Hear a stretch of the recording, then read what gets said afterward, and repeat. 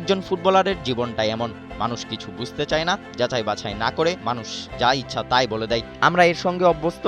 ঠিক এরকমই হতাশা আর খুব জেদেছেন রিয়াল মাদ্রিদ তারকা কিলিয়ান এমবাপ্পে। সম্প্রতি ইনজুরি নিয়ে চটেছেন এই ফরাসি তারকা। স্প্যানিশ লা লিগায় আতলেতিকো মাদ্রিদ ও ইউএফা চ্যাম্পিয়ন্স লিগে ম্যানচেস্টার সিটির বিপক্ষে গুরুত্বপূর্ণ দুটি ম্যাচে রিয়ালের শুরুর একাদশে ছিলেন না এমবাপ্পে।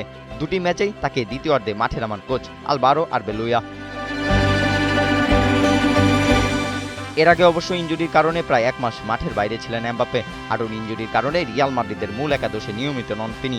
এর মাঝেই মিডিয়ার নানা গুঞ্জনে খুশি নন এমবাপ্পে। অবশ্য এমবাপ্পের ইনজুরির খবরে নতুন মোড় নিয়েছে। রিয়াল মাদ্রিদের চিকিৎসকরা এমবাপ্পের ভুল পায়ে পরীক্ষা করেছিলেন। রিয়াল মাদ্রিদের মতো একটা ক্লাবের এমন ভুল দেখে হতবাক কিলিয়ান এমবাপ্পে। এরপরই চিকিৎসার উদ্দেশ্যে মাদ্রিদ ছেড়ে ফ্রান্সে পাড়ি জমান তিনি। তবে সবকিছুর জবাব দিয়েছেন এমবাপ্পে। তিনি জানান তিনি পুরোপুরি ফিট আছেন, সবকিছু খুব ভালো চলছে, তাকে নিয়ে ভুয়া খবর তিনি পাত্তা দেন না। ইনজুরি থাকলেও কিলিয়ান এমবাপ্পে নিজের সেরাটাই দিচ্ছেন। চলতি মৌসুমে লা লিগায় 24 ম্যাচে 23 গোল ও 4 অ্যাসিস্ট করেছেন এমবাপ্পে। চ্যাম্পিয়ন্স লিগের কোয়ার্টার ফাইনালে বায়ার্ন মিউনিখের বিপক্ষে প্রস্তুত তিনি। সব বিতর্ক ছাপিয়ে এমবাপ্পে এখন জাতীয় দলের সঙ্গে আছেন। বিশ্বকাপের আগে নিজেকে জ্বালিয়ে নিচ্ছেন এই ফরাসি ফরোয়ার্ড। বৃহস্পতিবার ব্রাজিলের বিপক্ষে মাঠে নামবে ফ্রান্স। কিলিয়ান এমবাপ্পে হয়তো শুরুর একাদশেই থাকবেন।